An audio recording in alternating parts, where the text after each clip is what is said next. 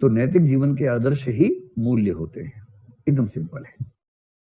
लेकिन मैं आपको एक एग्जांपल से बात समझाना चाह रहा हूं। जैसे अगर मैं आपसे पूछूं कोई एक एग्जांपल, वो ये है कि माता पिता का सम्मान करना, क्या ये हमारे समाज का मूल्य है या नहीं है? हम सब लोग माता पिता का सम्मान करते हैं और ठीक भी है, इसी भरोसे आपका भी होगा बाद में। अभी करेंगे तो बाद में हो जाएगा, अभी नहीं करेंगे तो बाद में नहीं होगा, सिंपल सी बात है। एक हाथ दे एक हाथ ले, सिंपल सिस्टम है। तो मुझे ये बताएं कि जैसे मैं तो हिंदू समाज से हूं, जन्म के संयोग से, मेरी चॉइस नहीं थी, मतलब बाई चांस में हिंदू हो गया। हम सब बाई चांस ही हैं जो भी हैं, और इसलिए जो चीज बाई चांस है उससे बहुत हीरो बनने की जरूरत भी नहीं है, संयोग से हुआ है।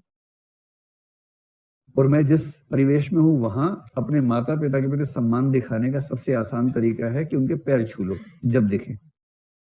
कम से कम एक बार सुबह तो छूना ही छूना है, और कभी कभी थोड़ा टाइम इंटरवल ज्यादा हो जाए तो उसके बाद अलग से भी छू लो, कोई बात नहीं।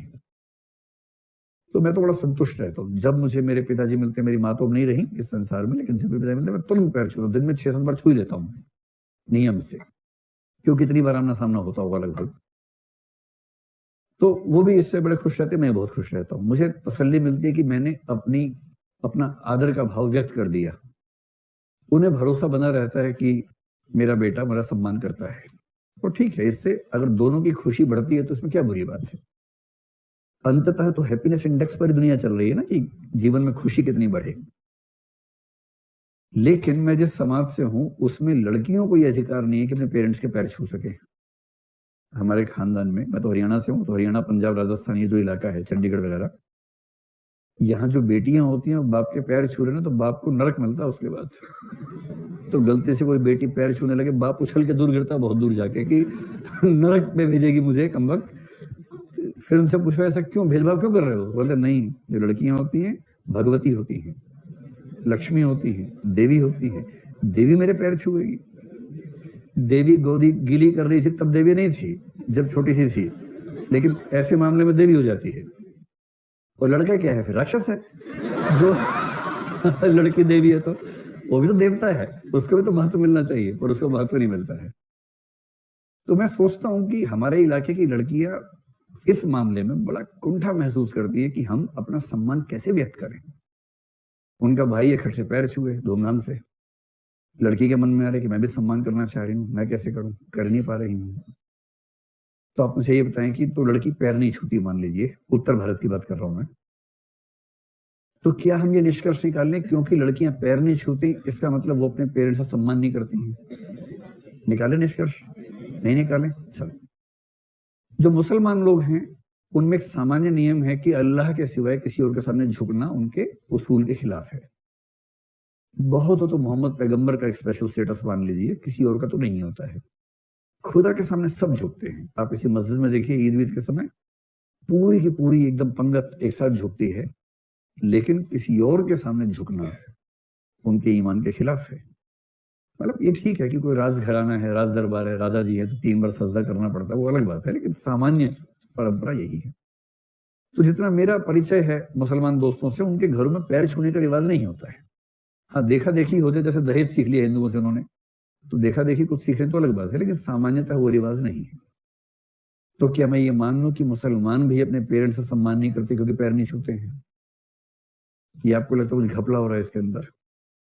घपला हो रहा है। तो एक चीज है माता पिता का सम्मान करना, एक चीज है उस सम्मान की अभिव्यक्ति करना। और यदि आप यूरोप जाएं, अमेरिका जाएं, तो वहां तो बच्चों और पेरेंट्स का संबंध एकदम अलग किस्म का है। वहां तो बच्चे पेरेंट्स के साथ दोस्त की तरह से बर्ताव करते हैं, एकदम फ्रेंडली हो जाते हैं।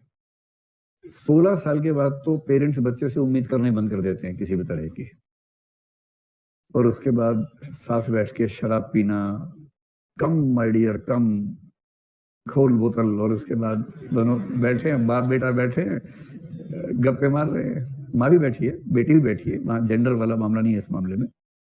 मस्त है कि 16 साल का हो गया तो बड़ा हो गया, अब क्या पर्दा करना बच्चे के साथ। उनके यहाँ इस तरह का मामला है। और जब बच्चा बाप मिलते हैं हाथ मिलाते हैं, एकदम हाथ मिला के बात करते हैं। तो क्या मान लें कि पूरा यूरोप, पूरा अमेरिका पेरेंट्स का सम्मान ही नहीं कर रहा है? ये नहीं मान सकते ना, सम्मान तो उसके बाद भी कर रहे हैं।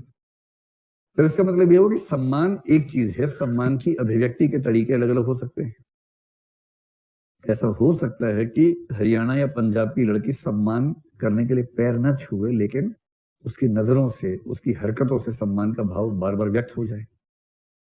ये तो मामला हुआ। एक जनजाति ऐसी है जहां पर सम्मान करने के लिए थूका जाता है एक दूसरे के ऊपर। सच में है, आप नेट पे सर्च कीजिएगा। एंथ्रोपोलॉजी पढ़ते हैं तो उसमें ट्राइबल स्टडीज होती है। मैंने एक बार वो विषय भी यूपीएससी में रख लिया था शौक में पढ़ने के लिए, और उसमें कुल मिला के जो काम की बातें मिली वो यही सब 5-6 बातें मिली। मतलब विषय तो अच्छा है ही वो बहुत। तो उसे बताया कि हर कल्चर अलग अलग है ना। एक जनजाति में किसी का बहुत कायदे से सम्मान करना होगा तो दोनों लोग एक दूसरे पे थूकते हैं, और वो हाईएस्ट फॉर्म ऑफ सम्मान है उनके यहाँ। अब कोई वहां से सीख के यहाँ के प्रयोग करने लग जाए उसका, तो उसका क्या हाल होगा। पड़ोस के नाले के अंदर मिलेगा उसके बाद पड़ा हुआ, लोग मार मार के वहां पहुंचाएंगे उसको, है ना। हर कल्चर का अपना तरीका है। अब यहाँ पैर छूने वाले हैं, अमेरिका गए, कोई अंकल आंटी थे वहीं के, उनके पैर छुए। आप पैर छू, लोग पीछे भाग जाते हैं, उनको लगता है कि हमला कर रहा है मेरे ऊपर। उनको नहीं पता ना कि पैर छूने का क्या मतलब है। भारत में आप किसी के आसपास पत्थर भी उठाएंगे तो पैर आगे कर देता है वो, कि मेरे पैर लगे, आप छू ही लो। ओके, उसको ये आदत है। और उन देशों में अगर आप पैर के आसपास कुछ भी करेंगे तो वो हमला मान लेते हैं इसको, कि कुछ गड़बड़ है। तो दो बातें हो गई। पहला, एक है मूल्य सम्मान करना, एक है मूल्य की अभिव्यक्ति, जो हर समाज में अलग अलग हो। जिस चीज को आप सोच तो सकते हैं, समझ तो सकते हैं, किंतु पांचों में से किसी भी ज्ञानेंद्रिय से जिसका ज्ञान प्राप्त नहीं कर सकते, उसको बोलते हैं अमूर्त या एब्स्ट्रैक्ट। जैसे अच्छाई देखिए कभी? अच्छा आदमी देखा होगा, अच्छाई नहीं देखी होगी। दो की संख्या कभी देखी है? ध्यान रखना, ये दो नहीं है, फिर तो ये भी दो है, फिर तो ये भी दो है। ये तो दो की संख्या के प्रतीक हैं। कभी दो की संख्या देखी है? दो आदमी देखे होंगे साथ साथ, पर वो आदमी हैं, दो कहीं नहीं है उसमें अंदर। उनमें से एक को हटाया, अब आपने कहा एक है, एक कहां दिख रहा है? आदमी दिख रहा है। छोटे बच्चों को संख्या सिखाना सबसे मुश्किल काम होता है, कि बेटा ये एक संतरा है, बोलता है तो संतरा है, एक कहाँ है? आप कह रहे भाई ये एक है, फिर एक और लाया, ये दो संतरे हो गए, तो ये भी संतरा, ये भी संतरा, दो कहां पर है इसमें? बड़ा मुश्किल होता है बच्चों को ये सिखाना कि दो क्या है, तीन क्या है। हाँ, एक बार समझने के बाद फिर वो पूछते नहीं है, और बाद में भूल जाते हैं कि कितनी तबाही मचाई थी उन्होंने ये समझने के समय। गणित सिखाना सबसे मुश्किल इसीलिए माना जाता है क्योंकि गणित पूरा का पूरा विषय एब्स्ट्रैक्ट विषय है। पूरा गणित अमूर्त विषय है, मूर्त नहीं है। अप्लाइड मैथ्स में हम यूज करते हैं कुछ, उसका अलग बात है, लेकिन मैथमेटिक्स अपने आप में अमूर्त विषय है। बीज गणित तो ऐसा अमूर्त है, x y z. Let us suppose the value of x is 5। X भी अमूर्त, 5 भी अमूर्त है, वो भी संख्या है, अमूर्त है। बराबर का संकेत भी अमूर्त है। दुनिया में देखा बराबर कहीं आपने? गणित में दिखता है ना, तो संकेत है। इतना मुश्किल है गणित उस व्यक्ति के लिए जो एब्स्ट्रैक्शन से बचता है। इसलिए मैंने कहा था कि गणित नहीं समझ में है तो इसकी वजह यह नहीं है कि व्यक्ति कमजोर है, उसका दिमाग एब्स्ट्रैक्शन के रास्ते पर चलने से इनकार करता है। उसका न्यूरॉन्स का सेटअप कुछ ऐसा है। तो एब्स्ट्रैक्ट मतलब समझ सकते हैं, सोच सकते हैं, किंतु देख नहीं सकते। जैसे साहस, ईमानदारी, दयालुता, शांति, आनंद, सुख, सफलता, ये सब चीजें। तो मैं क्या कहना चाह रहा हूं, मूल्य क्या होते हैं? अमूर्त या मूर्त? अमूर्त होते हैं। और मूल्यों को मूर्त करने के लिए हम बनाते हैं प्रतिमान। प्रतिमान मूर्त होते हैं। आप किसी को पैर छूते हुए देख सकते हैं, लेकिन सम्मान नाम की वस्तु दिखेगी नहीं।